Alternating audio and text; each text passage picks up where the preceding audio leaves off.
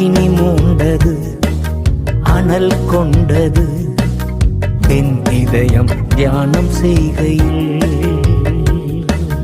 அருள்நாதர் இயேசு லூக்கா 12:49 பூமியிலே அக்கினியை பற்ற வைக்க வந்தேன், இப்பொழுதே எரிய வேண்டும் என்று ஏங்குகிறார். பலிபிடத்தில் அக்கினி அவியாமல் எப்பொழுதும் எரிந்து கொண்டே இருக்க வேண்டும். லேவியர் 6:12.